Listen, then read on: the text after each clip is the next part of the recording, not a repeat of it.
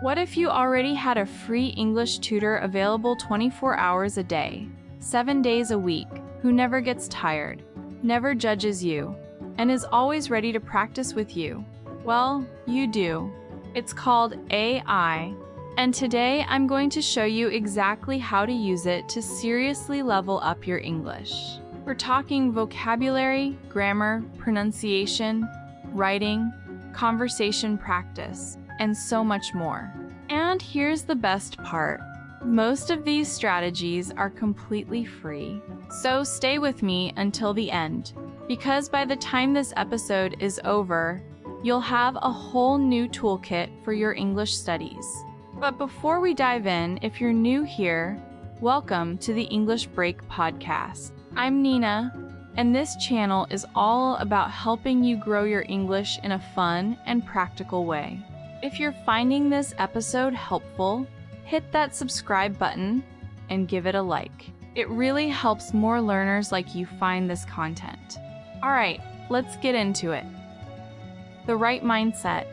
First things first, AI is a tool, not a shortcut.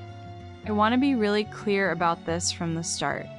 ChatGPT, Gemini, and other AI tools are amazing assistants, but they are not a replacement for actual learning. Think of them like a really smart study partner, not someone who does your homework for you. The goal is always to think for yourself. The AI is there to support your thinking process. I is there to support your thinking process, not to replace it. Now, another big thing. AI can make mistakes. Yes, even ChatGPT gets things wrong sometimes. If an explanation sounds strange or contradicts something you've learned before, don't just accept it.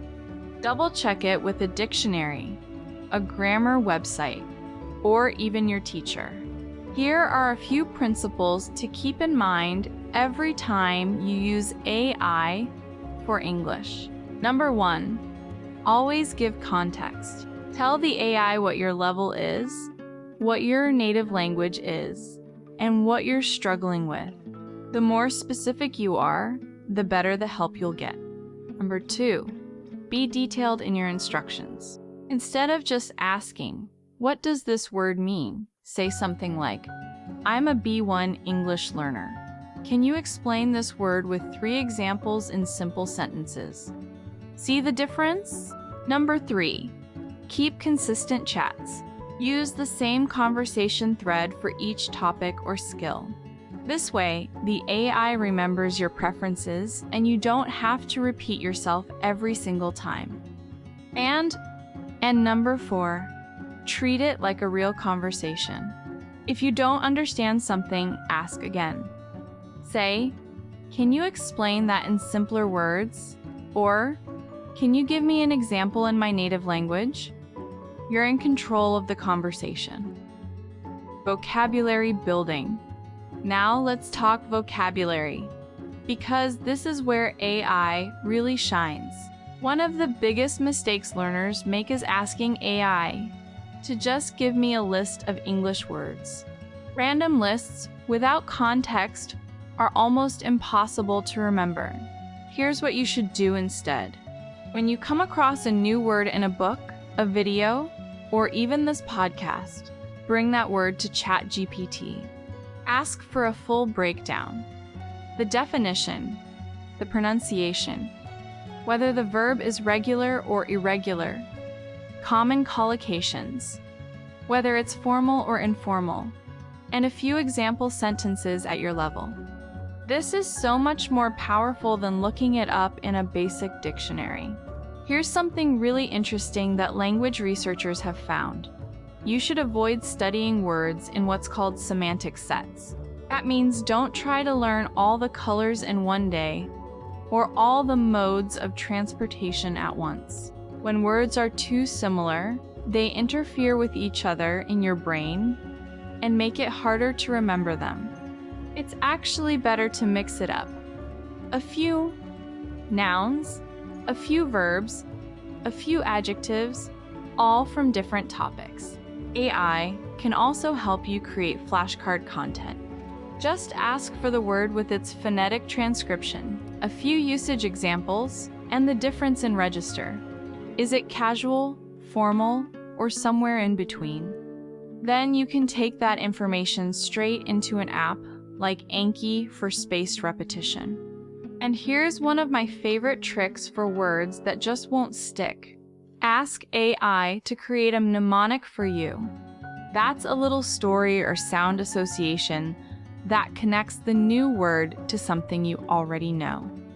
It sounds silly, but it works incredibly well. Grammar practice. Okay, grammar time. And I promise this won't be painful. One of the best things you can do is ask AI to explain grammar points by comparing them to your native language. For example, how is the present perfect in English different from the passado composto in Portuguese? When you understand the logic behind a grammar rule in relation to your own language, it clicks so much faster. But here's the key. Don't just read the explanation. Use what researchers call the testing effect. Instead of just reviewing rules, ask the AI to quiz you. Create 10 fill-in-the-blank exercises using the present perfect.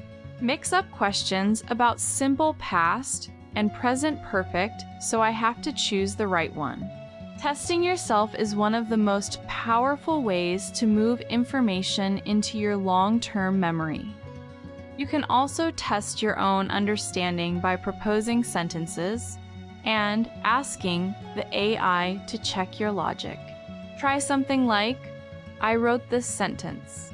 Is the grammar correct? Can you explain why or why not? This kind of active practice is worth 10 times more than passively reading a grammar book.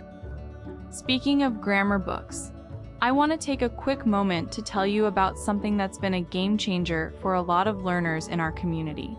We've put together a digital library with a curated collection of English books organized by level.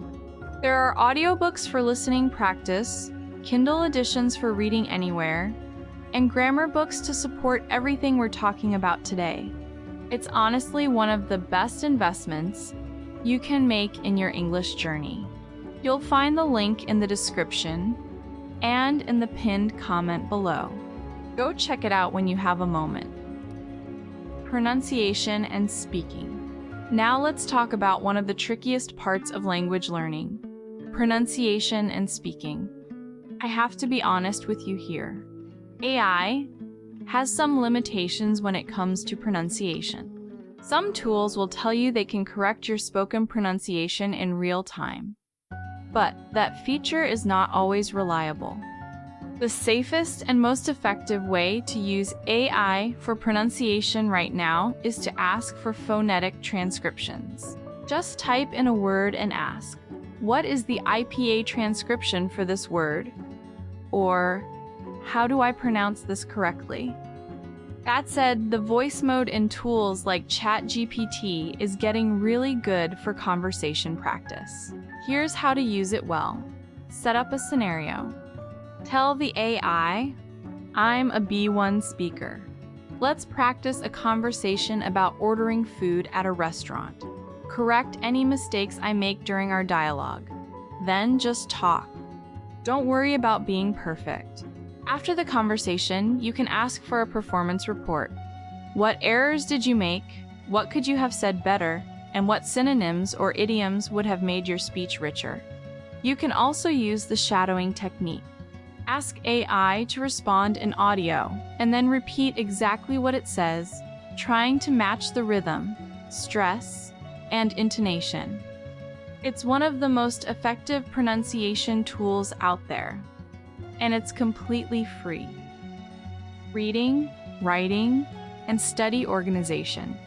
Let's wrap up the main content with a few more powerful strategies. For reading practice, AI can simplify complex texts for you. If you're reading an academic article or a news piece that feels too advanced, paste it into ChatGPT and ask, can you rewrite this at a B1 level? You can also ask it to summarize the key points in simple language. For writing, use AI as an editor, not a ghostwriter. Write something yourself first, then ask the AI to correct your grammar, improve your vocabulary choices, or adjust the tone. For example, I wrote this email. Can you make it sound more professional while keeping my ideas? Tools like Grammarly also work great alongside AI for catching spelling and grammar errors. And finally, for organizing your studies, you can actually ask AI to create a study schedule for you. List your weak points and say, can you create a 2-week study plan that goes from the simplest topic to the most complex? It's like having a personalized curriculum built just for you. Oh, and one last tip. You can use AI for group study too. Get together with friends, write a story together in English, and then ask the AI to give feedback or add a final touch. Learning with others makes everything more fun and more memorable. Listener challenge. Okay, here is your challenge for this week. Pick just one strategy from today's episode and try it before your next study session. Just one. Maybe it's asking AI to quiz you on grammar instead of just reading about it. Maybe it's using voice mode for a 5-minute conversation practice. Maybe it's getting a mnemonic for a word you always forget. Whatever it is, try it and then come back and tell me how it went in the comments. I read every single one. And that's a wrap for today's episode of the English Break podcast. I really hope these strategies help you see AI in a whole new way, not as a shortcut, but as a genuine study partner that's always in your corner. Learning English is a journey, and some days it feels slow, and some days it clicks beautifully. Both of those days are part of the process. Keep showing up, keep practicing, and trust that every single minute you spend with the language is building something.